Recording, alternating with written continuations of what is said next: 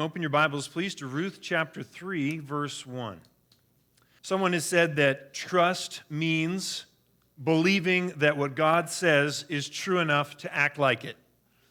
I think that's a very convicting definition of trust. I think it's convicting because it's not a kind of trust that gets to sit on the sidelines.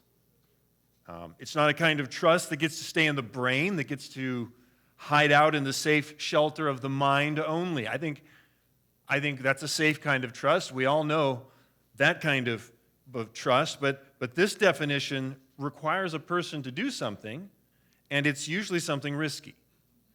What do I mean? Well, you've probably all heard the example of a chair used to illustrate trust. Maybe not. If you haven't, a person looks at a chair and he says that he believes that chair can support the weight of a human being. They say, yeah, that chair will hold me up. Is that trust? Well, it's a form of trust, but mainly that's just an assertion, and a pretty safe one, because you're still standing up when you say it. It's just an intellectual agreement that requires nothing of you. So what does real trust look like in that case? Well, it looks like that person actually going and sitting on the chair. That's trust.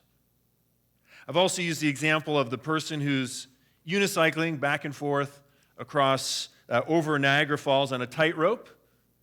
He does this several times in front of an awestruck crowd. Then he turns to them and he says, look, that's nothing.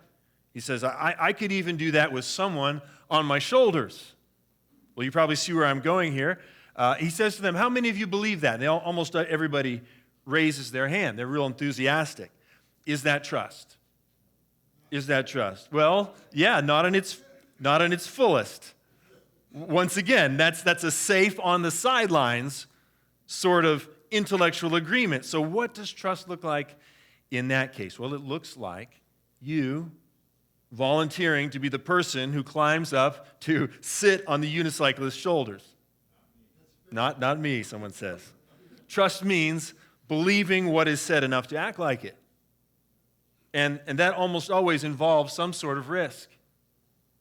What does that have to do with our series today on the book of Ruth? Well, so far we've been introduced to three main characters. We've been introduced to Naomi and Ruth, and very briefly to Boaz.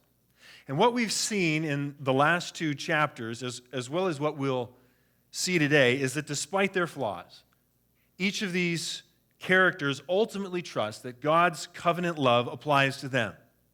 They each believe that the God of Israel has committed himself to them, to love them in a loyal way, similar to how a husband commits to a special kind of love for his wife.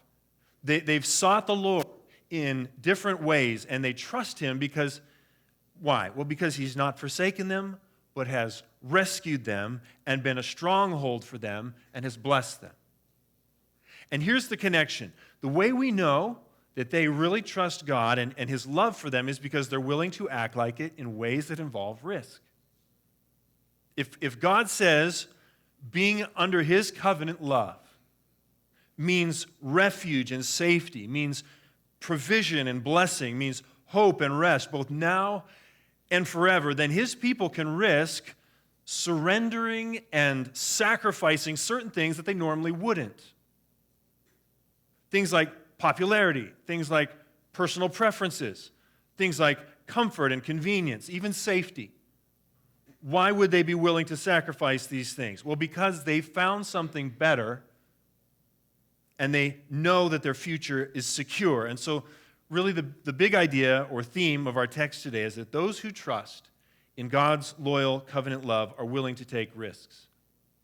And this morning we're going to start to look at 5 risks. I don't think we're going to get through all 5. We left Ruth last week, if you remember, about to head down to the threshing floor. Naomi has come to her at the end of the harvest season with a plan to get her married. You remember that out of her own loyal love for Naomi, Ruth had already sacrificed any plans of getting remarried.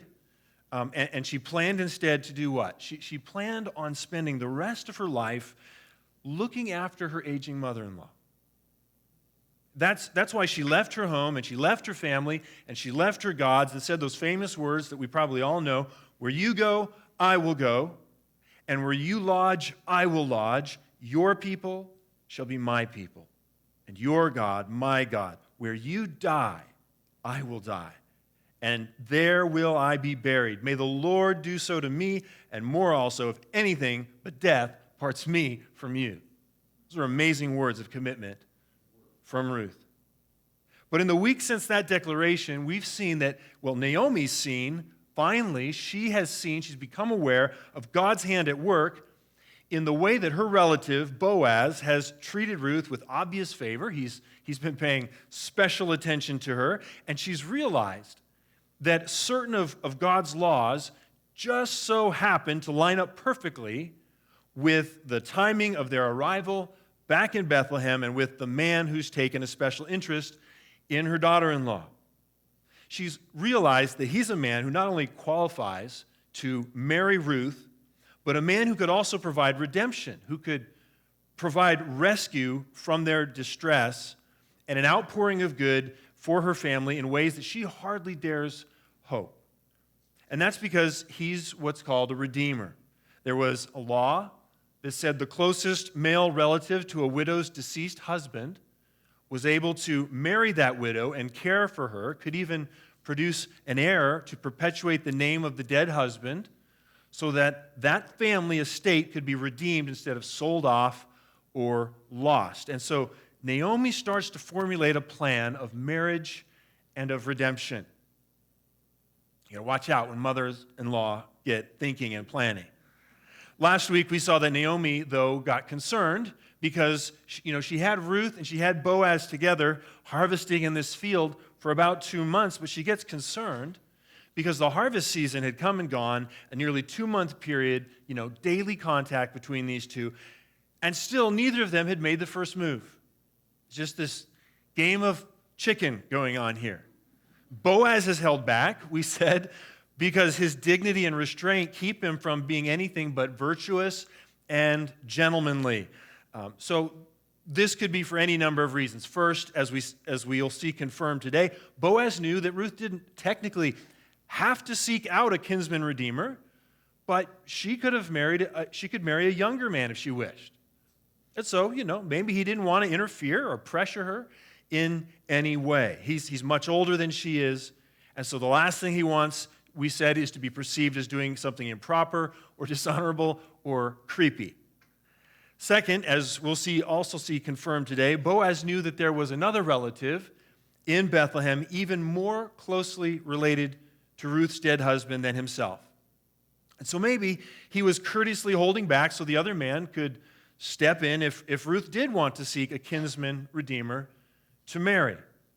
Finally, as commentator Daniel Block suggests, it's possible Ruth was, as she was working in the fields, it's possible she was wearing some signs of mourning, maybe, some sort of dress that signaled mourning, maybe some headdress. And so as an upright man, he says, Boaz would not violate a woman's right to grieve the loss of her husband, nor impose himself upon her until she was ready. And so maybe for one or all of those reasons, Boaz feels like any advance on his part would just be inappropriate. For her part, Ruth also hasn't made any moves, we said. Maybe, as we said last week, it's because she's super aware that Boaz is in many ways out of her league.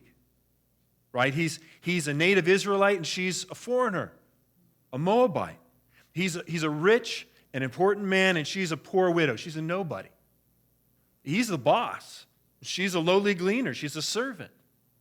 So even though the laws for redemption, can technically be applied to her, those extra factors mean she doesn't exactly feel entitled. And so it's possible any advances on her part also seem really inappropriate. And so there's this stalemate. And so last week we saw Naomi finally step in to play matchmaker and overcome this impasse. And so we left off with daylight fading and with Naomi having just laid out her plan. She said that she knows where Boaz is going to be that night, and it's a unique opportunity for privacy. And so step one, Ruth is to take a bath, we said. Step two, she's to put on some perfume. Step three, she's to get dressed. And, if not in something fancy, then at least in something that no longer signals widowhood or mourning. All of these actions, writes one commentator, are designed to make Ruth as attractive to Boaz as possible and to break down resistance. I like how that's put. It's going to break this stalemate. And finally, step four, Ruth is to go down to the threshing floor and present herself to Boaz in a very specific way that signals her desire for him to be her husband. She's being a little bit forward here, but she's, desperate times and desperate measures and all that. So she's to sneak to a place that is outside. Set the scene in your mind. She's to sneak to a place outside of town without being seen. She's to let Boaz finish his evening meal. She's to mark which one of those very few people gleaning is him so that she doesn't confuse him for someone else, because that would be really awful. And she's to wait till he's asleep, and then she's to creep down there to the threshing floor under the cover of darkness and fold back his robe in a way that uncovers his legs or part of his, or just his feet, all before lying down there to sleep at his feet. Then, Naomi said, he will tell you what to do. That's the plan. The big idea or theme of our text today is that those who trust in God's loyal covenant love are willing to take risks. Well, what kind of risks? First, such trust risks submitting to earthly authorities. Look now at verse 6. So she, Ruth, went down to the threshing floor and did just as her mother-in-law had commanded her. It says commanded her there. I heard from someone this week who was wondering how does Ruth feel about all this? It's easy for us guys. Maybe we're reading through a story like this and we're like, yeah, this sounds logical. This is all going great. But how does Ruth feel? In other words, is Naomi just forcing her hand by playing matchmaker here? Does Ruth get any say in this matter? Does she even want to marry this old man named Boaz? These are, I think, legitimate questions. And so first, I think we need to remember, this is a very different culture from ours with very different values and priorities. I think it's safe to say that the ideal life for a woman in our day doesn't look like it did back then. And maybe you don't understand completely what I mean. In short, in our day, many women see marriage and children and motherhood as impositions and inconveniences instead of blessings, as hurdles to jump, as regressive ideals to avoid, as obstacles and shackles to be, cast off in pursuit of new cultural priorities like personal autonomy, the authentic self, and professional career goals. That seems to be more the priorities of our day. So that even if modern women do decide to get married, they tend to get married in our day later in life, and for reasons that have more to do with convenience and fun than with security and the raising of children. I think I looked at a statistic, even since 2020, even since the year 2000, rather, in the last 25 years, the age for marriage of both men and women has been pushed back 6 years on average. So they're waiting longer, and usually for different reasons. And so while many women still prioritize traditional family roles, they're simply not in the majority anymore in our culture. In fact, as recently as 2022 and 2023, and really a significant cultural shift, 2 studies came out showing that young men actually express a greater interest in marriage and children now than do young women. That's a big change. That would have been, in biblical times though, that would have been unheard of. Marriage and children and motherhood, in biblical times, those were core identity markers for women. Marriage and children and motherhood were seen as the defining achievements of womanhood. By contrast, to be unmarried or a widow in biblical times was by definition to be poor, to be pitiful, and to be preyed upon. Leon Morris writes that the lot of an unprotected widow in the ancient world could not but be a hard one. Marriage would alter that, and so it would be well with Ruth. And so that place of rest, remember we talked about Naomi seeking a place of rest for Ruth. That place of rest, that place of security and provision and fulfillment that a woman would expect to find in the home of a loving husband, that's something a woman in Israel longed for, as one commentator put it, and that would include Ruth. She would long for that, which means the primary question on Ruth's mind wouldn't be whether she thought Boaz was cute or whether she enjoyed his personality, although that's definitely important. Those would, I think, be more bonuses, you know. She already knows he's an eligible bachelor. That's the primary thing. He's unmarried, and he's a godly man in character. But even better, he's a relative of her dead husband. He's a redeemer. So the real question now is whether there's a chance he will be willing to rescue her from the hardships and insecurities of widowhood, which by extension would also bring blessing to Naomi and to the family name. All that being said, though, yes, I do, to answer that question I got this week, yes, I do think Ruth actually wanted to marry Boaz. And I think we'll see the proof of that later in verse 9, where she speaks her own mind. Instead of just doing whatever, just strictly what Naomi says, she speaks her own mind in a way that lines up with Naomi's plan of redemption and even exceeds it, and does so in a way that clearly hopes Boaz will respond well. You know, there's a similar question I've heard. I don't know if you have heard this. There's a similar question people ask about the story of Jesus from time to time. It reminds me of a common complaint. There's a common claim about the plan of salvation that I've heard time to time. And the gist of the claim is that God the Father basically forced Jesus to submit to him. Have you ever heard that?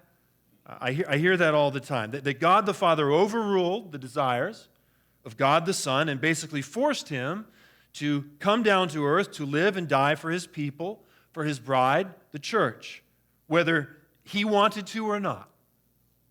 And so some have even gone so far as to call the plan of redemption, you know, they're assuming that God the Father has forced God the Son, and so they call the plan of redemption divine child abuse. After all, did Jesus get any say in the matter? They'll say. Did he even want to rescue us and be wed to us? And I just want to encourage you by assuring you that the Bible clearly teaches again and again and again that the plan of salvation, the plan of redemption, was a fully Trinitarian plan. Meaning that just as with Ruth and Naomi, it was equally agreed upon as the best thing by all parties. Every member of the Godhead willingly signed on to the plan of redemption from eternity past. The Father willingly sent the Son. The Son willingly came to pay the penalty to rescue us from our sin. And the Spirit willingly applied all the perfectly successful work of God the Son to his people in a way that perfectly saves them, is saving them, and will save them fully. And so just as Jesus fully submitted to and trusted the commands of his Father while coming down to carry out his plan to save us, so this summary statement in verse 6 tells us that Ruth treats the instructions of Naomi as commands and submissively obeys them. So she went down to the threshing floor and did just as her mother-in-law commanded her, the text says. R. Hubbard Jr. calls it unquestioning obedience. You know, submission is never easy. Anybody agree? Unless you really want to do it. Usually it's not easy. Yielding our will. The beautiful thing is when we fall in love with Jesus, submission becomes easier and easier. But part of our human nature really is not wired for submission. Our human nature is not comfortable with yielding our will to another person's will. We're wired primarily as sinful human beings to trust ourselves. But Ruth submits to her mother-in-law as a God-given authority, and she acts according to what she said. And that's because Ruth trusts her mother-in-law's desire to do what's best for her. But more importantly, Ruth submits to her mother-in-law's plan because she trusts her mother-in-law's God, who has said in Exodus chapter 20, verse 12, honor your father and mother, so that you may live long in the land the Lord your God is giving you. You know, the Bible goes on to tell us more broadly in Romans 13 that there is no, these are terrifying words a little bit, there is no authority except that which God has established. Think about that for a minute. In other words, whether it's a parent or a teacher or a boss or whoever's in power in government, anyone in a position of authority over you has been given that right to rule by God. What that means for you is that unless you can show how obeying such an authority is forcing you to break God's law, you must obey them. Or else, the one you're really disobeying is who? God himself. And you know, even as I say that, I realize it sounds super risky. It sounds super risky. And of course, again, there are exceptions. But the bottom line is that those who trust in God and his loyal love can take such a risk, submitting to earthly authorities because they know and trust that God is ultimately in control. He knows what he's doing. And God will be honored by that submissive, trusting obedience. We come now to the second risk, which is really going to take up most of our time today. Those who trust in God's loyal covenant love are willing to take risks. In our case, first, such trust risks submitting to earthly authorities, and now, second, such trust risks misunderstanding. Look now at verses 7 through 9. And when Boaz had eaten and drunk, and his heart was merry, he went to lie down at the end of the heap of grain. Then she came softly and uncovered his feet and lay down. Verse 8. At midnight, the man was startled and turned over. Behold, a woman lay at his feet. He said, "Who are you?" And she answered, "I am Ruth, your servant. Spread your wings over your servant, for you are a redeemer." So again, let's set the scene. Boaz, he works hard all afternoon and on into evening, winnowing his grain. It's possible this is something he doesn't normally do in person. Maybe he normally has his servants do this, but he's doing it in person, which is why Naomi has stressed, perhaps, that tonight is the night this has to go down. Whatever the case, when his work is done, he's done with his work, he sits down and enjoys a well-earned meal, most likely supplemented by some of his very own grain. So that when he goes to lie down and sleep by the heap of grain that is the work of his hands, the text says his heart was merry.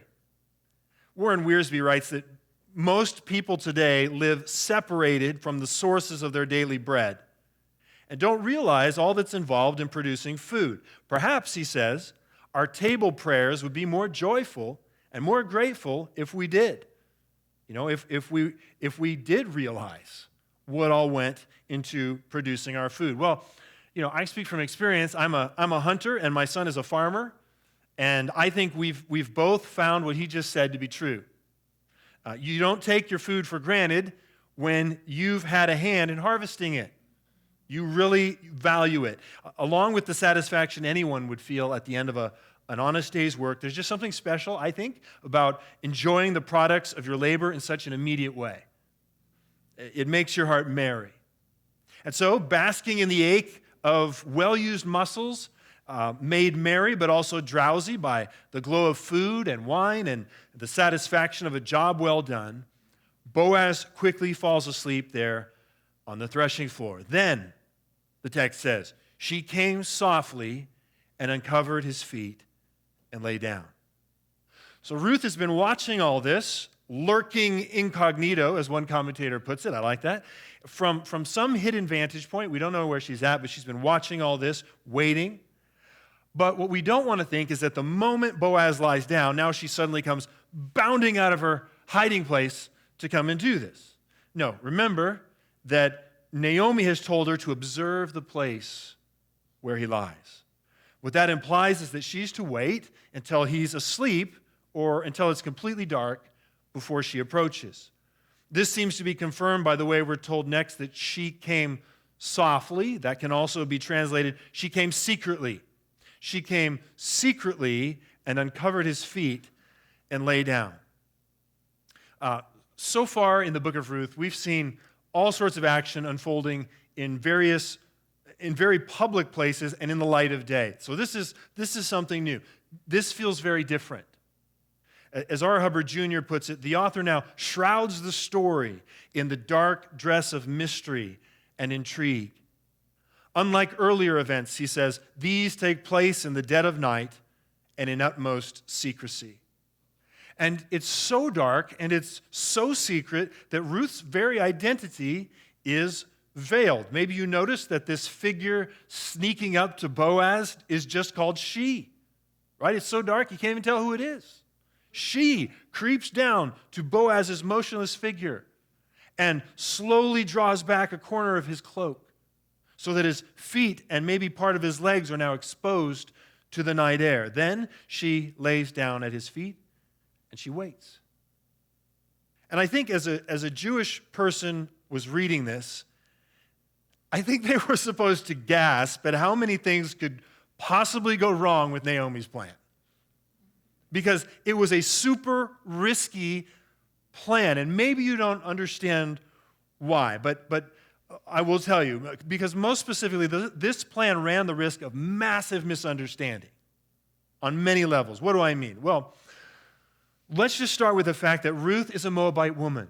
Don't forget that. And remember that the entire Moabite nation came about because in the absence of husbands after fleeing from Sodom, Lot's daughters got their father blackout drunk and took advantage of him in order to get pregnant. And the son born to Lot's oldest daughter is named Moab. Then, in Numbers 25, the descendants of Moab show up at the time of Moses, and they again draw the people of Israel away from God through sexual immorality. And so this is well-known history to both Israel and Moab. And so even though there's no evidence from our text that Boaz is drunk or that anything inappropriate happens here, just the stigma attached to this woman's people would be a compelling enough reason to discard this plan as a bad idea. This is a bad idea. Because what else would people think if they caught Ruth there? And add to that the fact that these isolated threshing floors at harvest time were places that were already associated in Israel with sexual immorality, according to R. Hubbard Jr. Commentator Daniel Block confirms this. He says, prostitutes, realizing that the men would spend the night in the fields next to the piles of grain, would go out to them and offer their services there at the isolated threshing floors. And so again, what else would people think if they caught Ruth there? This is a risky plan. Lots of misunderstanding. Finally, there's the language of uncovering his feet. She came softly and uncovered his feet and lay down. Several commentators go to great lengths to point out that there are actually three words used here, uncovered, feet, and lay down, that can all have more than one meaning in certain contexts, all of them sexual in nature. I'm not going to go into all that because the context here in no way justifies an inappropriate reading. If you're reading this carefully in the context, there is nothing inappropriate that happens here. But the point is that a careless reading or a careless hearing of this plan, you're a Jewish person reading this, it would still make its goal sound ambiguous at best and suggestive at worst. Because again, here you have a Moabite woman who has bathed and put on perfume and under the cover of darkness approached a sleeping man at a threshing floor and uncovered his legs. What else would people think if they caught Ruth there? Once more, to say this plan risks misunderstanding is a major understatement. Well, so what happens? Let's look at verses 8 and 9. At midnight, the man was startled and turned over, and behold, a woman lay at his feet. He said, "Who are you?" She answered, "I am Ruth, your servant. Spread your wings over your servant, for you are a redeemer." Elsewhere in the Old Testament, writes one commentator, midnight was a time of momentous events. At that hour, the Lord slew the Egyptian firstborn, Exodus 12:29, and Samson escaped an ambush at Gaza by removing the city gates, Judges 16:3.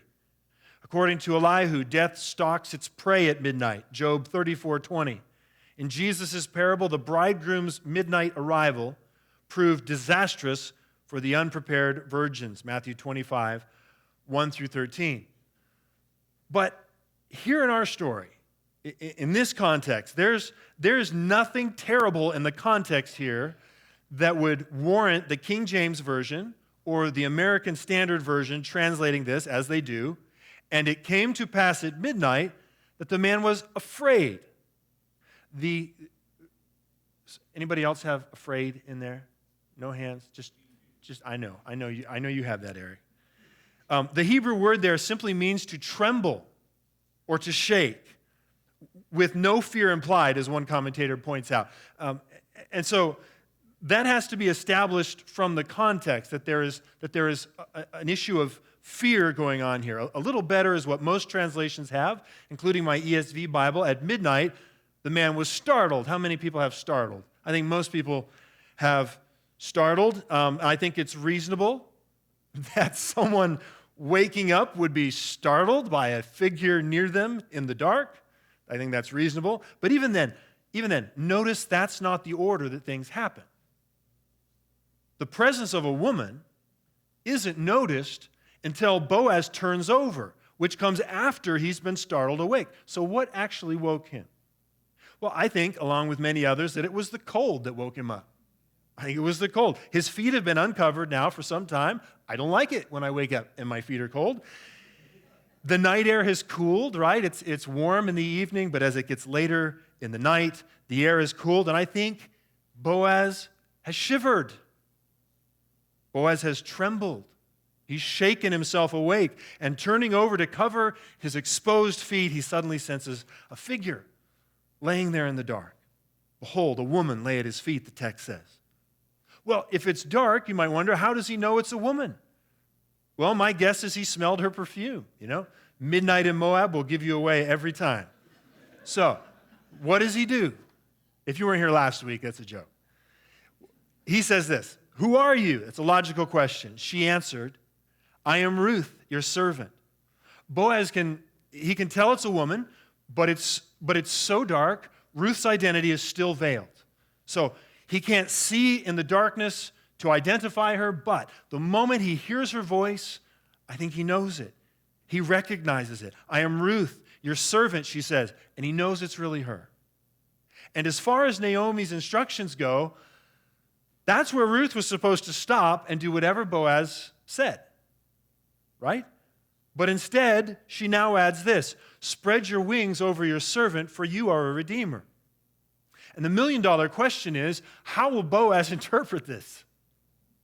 And the reason that's a question at all is because scholars go back and forth about whether or not what Ruth first does, uncovering his feet, and then what she says next, "Spread your wings over your servant," they go back and forth about whether those things are part of some established custom in Israel, some long-standing custom, or if her and Naomi are the ones who sort of come up with this special signal themselves. And the general consensus seems to be that the basic idea, the basic practice itself isn't new. There seems to be evidence from cultures contemporary with Israel that spreading a hem over a woman was the corner of your cloak was sometimes a signal of claiming her in marriage. So I think this would explain in part why Ruth, even though she wasn't born an Israelite, doesn't seem super surprised or confused by this whole plan. And even in the Bible, there seems to be an awareness of this signal or metaphor for protection or marriage or covenant commitment. The Hebrew word my Bible translates wings in verse 9. It's used 34 times in the Old Testament, and the vast majority of the time, that word is just translated wings, like angel wings or bird wings. But the word can also be translated garment or skirt, as in the corner flap or border of a garment. And there's one of these uses in the Old Testament where the word is connected to a scenario of lovers entering into a covenant relationship. That passage is found in Ezekiel chapter 16, verse 8. God, in that chapter, is talking about Israel's helpless state and compares the people of Jerusalem to this abandoned baby who's just been born, just wallowing in blood. It's a gross picture. It's just been tossed out to die. But finding her that way, God takes pity on her and makes her live. Then when she's older, he speaks of marrying her. And this is how God speaks of that event in Ezekiel 16:8. When I passed by you again and saw you, behold, you were at the age for love. And I spread the corner of my garment over you and covered your nakedness. I made my vow to you and entered into a covenant with you, declares the Lord God, and you became mine. So that's a very important passage for understanding what's going on here. And even though that passage may be written after the book of Ruth, the importance of it is in helping establish that what Ruth and Naomi are trying to do here is not to orchestrate some sort of scandalous tryst at the threshing floor in order to get a child or force Boaz to marry Ruth. It's none of that. What they're doing, what they're using, is a legitimate, if rarely used, metaphor in a very literal way to communicate a desire for something noble, right? A desire for marriage and for redemption. But I don't think it's all based on custom. I think it's hugely based on custom, but I also think the choice to use this method at this time as a signal is also based on an interaction that Ruth has already had with Boaz. Maybe you remember it. It's an interaction that included the only other use of this same word for wings in the whole book of Ruth. That was back in chapter 2, when Ruth asked why Boaz had shown her so much favor by giving her special gleaning privileges.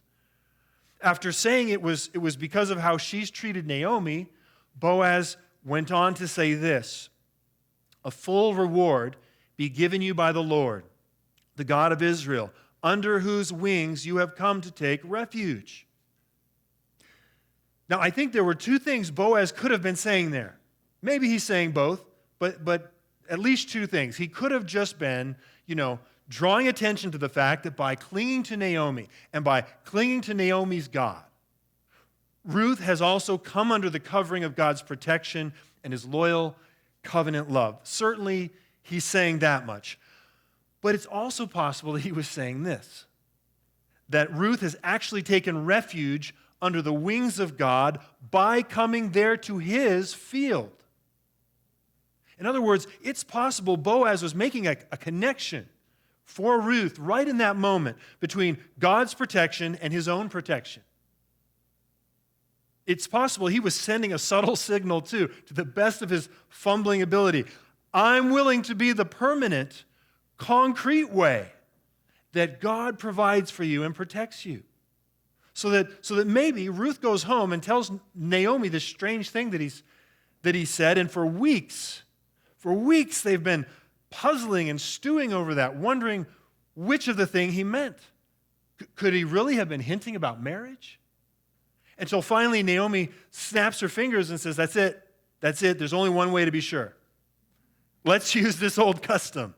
It'll be like a subtle signal of our own, so that if we're on the same wavelengths about this, neither of you shy lovebirds will have to hardly say a thing, right? At the very simplest, you'll just have to go down there and pull back the corner of his robe, and if he's receiving the message, all he has to do when he wakes up is put the corner of that robe back over you.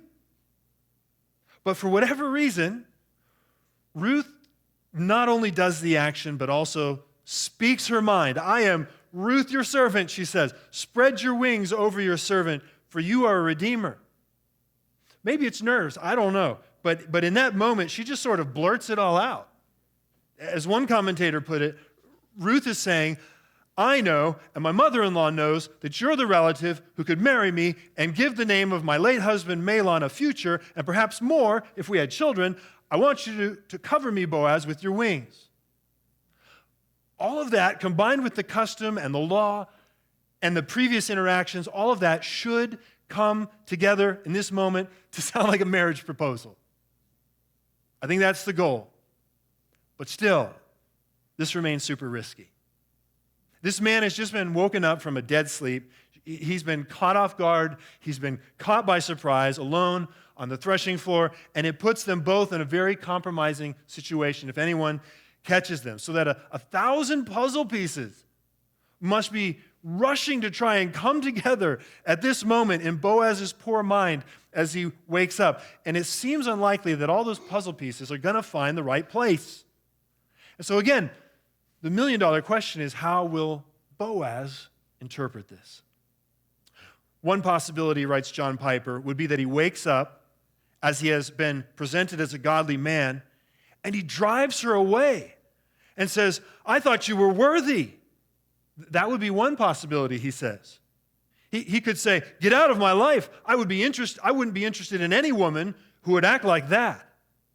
What's he saying? He's saying, in other words, in his groggy state, he might mistake Ruth's actions as attempted seduction instead of a marriage proposal. It's a risk. That's a risk Naomi's taking, says Piper. Or, he says, there is the possibility that most people would think of, which is that he would look down there, being a man, with her obviously presenting herself, and he simply has sex with her. Both of those are bad ideas. He says, that's not a good plan. And so, once again, to say this plan risks misunderstanding is a major understatement. But I think Naomi knows and trusts Boaz, and she trusts Ruth, and she trusts God enough to risk misunderstanding. And the risk pays off because Boaz responds positively, seeming to immediately recognize not only Ruth's voice, but exactly what she means by what she's said and by what she's done. So that instead of rejecting her, he welcomes and receives her gladly. And he said, may you be blessed by the Lord, my daughter. When it comes to misunderstanding, no one has ever risked more than Jesus when he carried out the plan of redemption. And he was misunderstood by many. His parents claim he's the result of a virgin birth. Sure, people say, sure. A king tries to kill him as a baby because he thinks all Jesus came for was his throne. His hometown is Nazareth. Can anything good come from Nazareth? People say when they hear about him. Even there in Nazareth, after fulfilling prophecy in his childhood synagogue, the people he grew up with dishonor him and try to kill him. And the misunderstandings only grow from there. The Pharisees accuse him of doing miracles by the power of Satan. The crowds think he's come to just feed their bellies. When he corrects them by saying he himself is the bread of life who came down from heaven, and that they must feed on him if they're to live forever. When he says that, they think he's talking about his literal flesh instead of feeding on him by faith. His own cousin, John the Baptist, is temporarily confused about whether or not he's the Messiah at all. Why? Because he's not preaching enough fire and brimstone for John. His own disciples think he's gearing up to lead an armed revolt against Rome and to set up an earthly kingdom there where they'll all be royalty, sitting on thrones. So that when he dies a disgraced death on a cross, they all think he's failed. So much misunderstanding. Jesus carries out a plan that risked massive misunderstanding at every turn. How did people interpret it? One possibility was that in the end, they mocked him and rejected him and hated him so much that when they couldn't discredit him, when they couldn't ignore him anymore, they killed him to shut him up. But the other possibility was that in the end, those who were part of God's plan for redemption heard the shepherd's voice, and they knew it. They knew it. They recognized him as their Savior and as their King, so that turning from what they were doing before, they received him with gladness instead of rejecting him. We might think of the 12. Jesus calls them, and they hear his voice, and they drop everything to follow him. Peter drops his fishing nets. Thomas drops his skepticism eventually. Simon, his politics. Matthew, his tax collecting. Or we might think of the demon-possessed man who leaves behind his chains, or the two blind men who leave behind a life of begging. We might think especially of the Apostle Paul, like Boaz, also blinded except by the light of the risen Lord instead of by the darkness. So that he too, trembling and turning towards a veiled figure, calls out, "Who are you?" And the answer comes back, "I am Jesus, whom you are persecuting." And hearing that voice, Paul knows it. He recognizes him because Yahweh's sheep will always hear his voice and know it. So that after 3 days of darkness, leaving behind his pride and his self-righteousness, Paul too receives Jesus with gladness and walks into the light.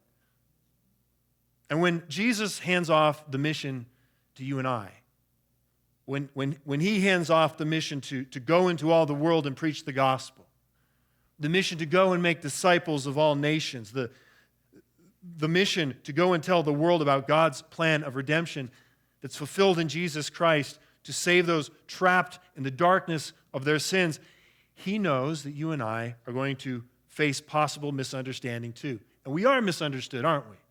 All the time. Out of care for people's souls, we preach Christ's command to repent and believe the gospel, to turn from yourself and from your sin and turn to Jesus Christ as the only way to be saved. And people think we're teaching self-hate or encouraging low self-esteem, and that's crazy because everyone knows people are basically good, they'll say. Out of care for people's souls, we speak about this sin or we speak about that sin, and people try to hit us over the head with our own Bibles and say, you're being judgmental, they'll say.